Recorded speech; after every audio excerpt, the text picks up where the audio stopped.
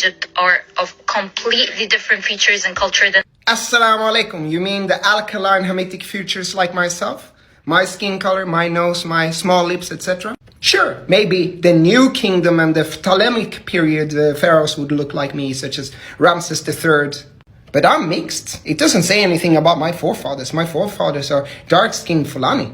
And so was the forefathers of Ramses III and these New Kingdom pharaohs, who were exposed to a lot of invasions and trades and immigrations from Europe and other parts of the world. So your argument is essentially like saying, I am brown, I have alkaline features, therefore my great-grandfather was also brown with alkaline Hamitic features. No, he wasn't. It's because my mother is white. So essentially you deny the Old Kingdom and Middle Kingdom pharaohs, which had typical African features, and that is the part of what you say which may be interpreted as a little bit racist. Then you go about comparing modern Egyptian identity and modern Nubian identity with ancient Kemet. That's completely invalid because we don't care about modern Egypt in terms of identities. We care about the ancient Kemites 3,000 years ago. You know, it's 3,000 years. Things have happened that time, right? I mean, you wear a hijab, you're maybe a Muslim, huh? Where the ancient Kemites, Muslim and wearing a hijab. Just trying to prove a point. That came with the Umayyad invasion when Sayyidina Usman got assassinated and the Umayyad cousins took power and invaded North Africa. People migrate tremendously, huh? Look at Dubai today. Most people in Dubai are immigrants. Look at New York, filled with immigrants. Amsterdam, filled with immigrants. The entire North Africa is filled with immigrants. I mean, the true people there are the natives. What do you think has happened to Egypt the last 3,000 years with invasions from Assyrians, Persians, Phoenicians, Romans, Greeks, you name it. So this argument that that land and nation that you today call Egypt has always been like that is completely false. Some people cite the 2017 DNA study, which actually doesn't say what people say it does, because I read the study in the Nature journal. Yeah, that's one study looking at 2 or 3 mummies. What about the 160 mummies that they didn't publish, right? What about the 1990 study that nobody talks about that showed sub-Saharan in the mummies? What about Sheikh Anta Diop's tests and so on? So you cannot just take one study and point to something. Yes, sure, there may be people in Egypt today and Nubia today who are direct, distant descendants of some pharaoh. I mean, there would have been many people in ancient Egypt, but since people have migrated there for the last 3,000 years, you can have people in West Africa also are descendants of them. You can have people in Iran who may trace their lineage back to ancient Kemet. I mean, people move. So this kind of argument, let's assume that people don't migrate. People are static only in that geographic region. They don't move. There are no wars. There are no changing of people. It's completely historyless. It's a naive argument that can be disproven as simply as just looking at your random city in Europe today. And the idea that just because I have alkaline Hamitic features, my fathers also had Hamitic features, that can change in 1 or 2 generations. Or the argument that the Egyptians today have some kind of proprietary right to history. I don't know what to say. It's ego, all I can say. The dark skin. So for some reason, there seems to be a popular misconception that Nubians were the original Egyptians. And, you know, the scary Arabs came in and stole their identity. So I'm just going to show you some DNA samples and you can make up your mind as you please. The most accurate way to look at DNA samples is through a technology called M25. And what this technology does is it compares genetic samples. The way modern technology tests DNA is through comparing population or genetic samples, because no such technology actually finds the place where a DNA sample's from. That's impossible. Humans have been migrating all over the world for thousands of years. So instead, what modern science does, it takes genetic samples of populations and it compares them to each other to see if there are any similarities. And then they group them together. So this is the genetic sample of a modern Egyptian Muslim. As you can see, all of the populations that are closest to a modern Egyptian Muslim are all of the Arab populations. The most similar genetic composition to an Egyptian Muslim is a Bedouin. Now let's look at an Egyptian Copt. This person is an Egyptian Christian. Copts have this argument where they say that they are the original Egyptians and that the Muslims came and they invaded. But Egyptian Copt DNA is exactly the same as Egyptian Muslim DNA, with Bedouin being the closest population and all of the Arab populations being the exact same. So when Copts try to say that they're different, Habibi, you're not different. Now let's compare this to an ancient Egyptian. Now, who is the closest populations to ancient Egyptians? Oh, look. It's the Bedouins, the Yemenis, the Saudis, the Palestinian Muslims, Jordanian Muslims. And look at this.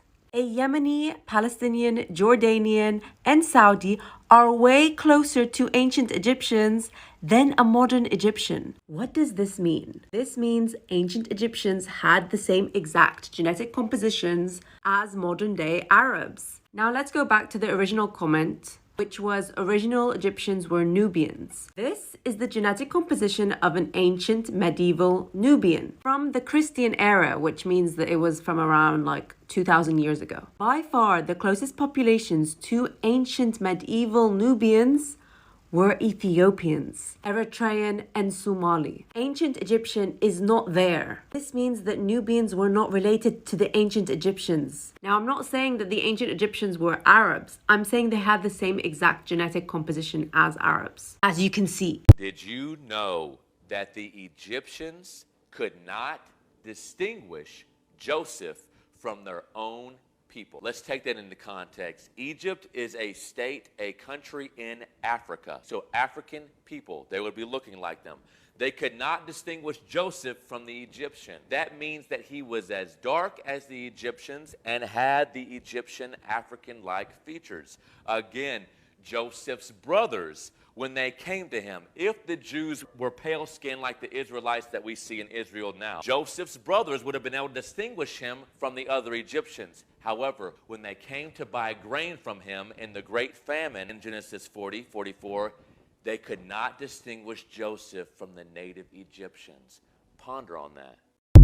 Was King Tut black? And what does this have to do with a Dutch archaeology museum getting kicked out of doing excavations in Egypt? So a Dutch archaeology museum is hosting an exhibition called Kemet, which means the dark soil and also the ancient Egyptian word for dark skin. The exhibition focuses on how ancient Egypt has influenced African American culture, and it includes a remake of King Tut, a la this Nas cover, making King Tut look black, which has caused a furor, particularly amongst Egyptians.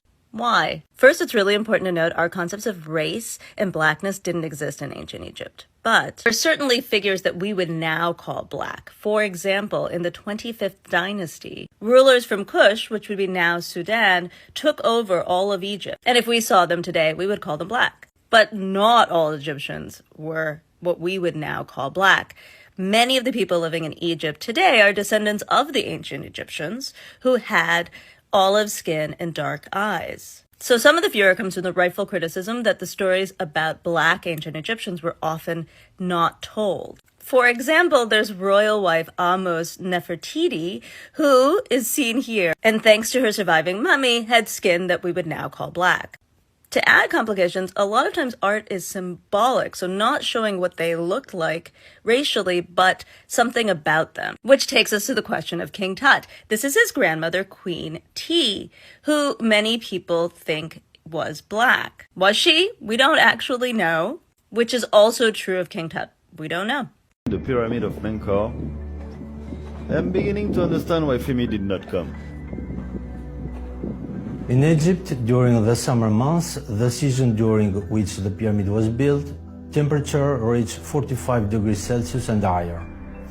Under this overwhelming sun, no other human race could survive shirtless more than 4 days without experiencing a severe skin burn.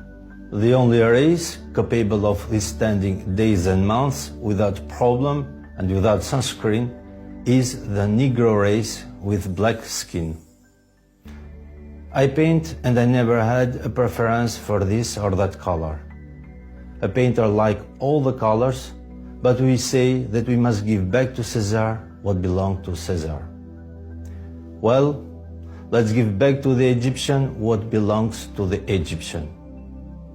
The Egyptians of the pyramid for millennia were Negroes, neither olive-skinned nor mulatto, but charcoal black.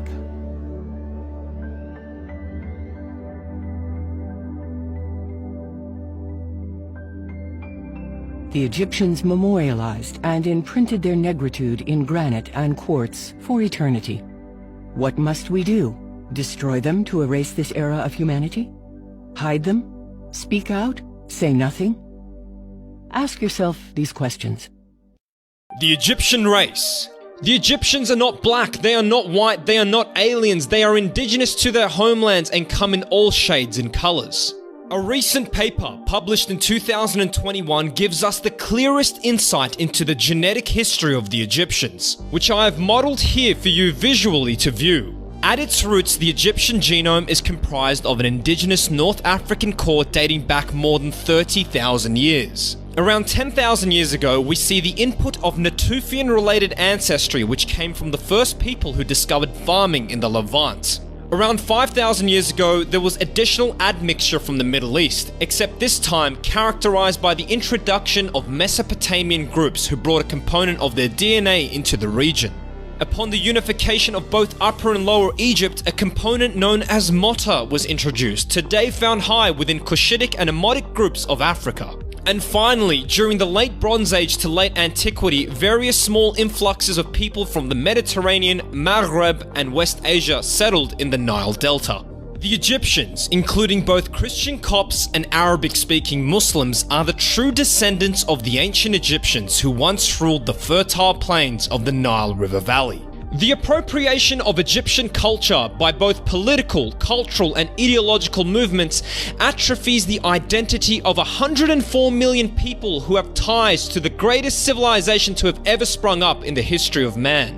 Rather than fetishizing Egyptian culture as being alien and mysterious, let us be thankful and acknowledge the modern people of Mesr, whose history and cultural contributions live on through their people with each and every breath.